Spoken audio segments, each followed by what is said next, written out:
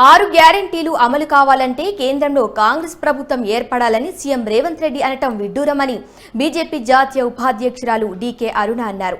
కేంద్రంలో నరేంద్ర మోదీ ప్రభుత్వం వల్లనే ప్రజలు సంతోషంగా ఉన్నారని ఆమె పేర్కొన్నారు. వచ్చే పార్లమెంటు ఎన్నికల్లో బీజేపీ గుర్తు కమలం పువ్వుకు ఓటు వేయాలని ఆమె ఓటర్లను కోరారు. నారాయణపేట జిల్లా మద్దూరు మండలం మోమినాపూర్లో చెన్నారెడ్డిపల్లి గ్రామాల్లో ఆమె పర్యటించారు. ఆయా గ్రామాల్లో పార్టీ స్తూపాలతో పాటు జెండాలను ఆవిష్కరించారు.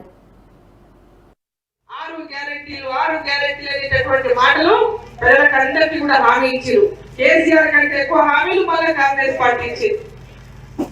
అంతకుముందు ఏం చెప్పినాం అందరం, భారతీయ జనతా పార్టీ చెప్పింది, కాంగ్రెస్ వాళ్ళు కూడా చెప్పింది. ఆయన ముఖ్యమంత్రి గారు పిసిసి అధ్యక్షుడు ఉండే, ఆయన కూడా ఏం చెప్పినప్పుడు ఈ రాష్ట్రం అప్పుల్లో ఉంది, కేసీఆర్ ఇన్ని అప్పులు చేసిండు, ఇన్ని కోట్ల అప్పులు ఉన్నాయి రాష్ట్రానికి, ఆయన 6 లక్షల కోట్ల అప్పులు అయిపోయినాయి అనే మాట ఒక పక్క చెప్పుకుంటా, మళ్ళీ ఒక పక్క నీకు ఇది ఫ్రీ చేస్తా, 4,000 పెన్షన్ చేస్తా, మీకు రైతులకు రైతు బంధు 15,000 చేస్తా, 2 లక్షల రూపాయలు రుణమాఫీ చేస్తా, అదేవిధంగా అన్ని ఇట్లాంటి అనేక హామీలు, పెళ్ళైతే 1,00,000 రూపాయలు 50 ఒక తులం బంగారం ఇస్తా, ఇవన్నీ మాటలు చెప్పిండు ఎలక్షన్లప్పుడు.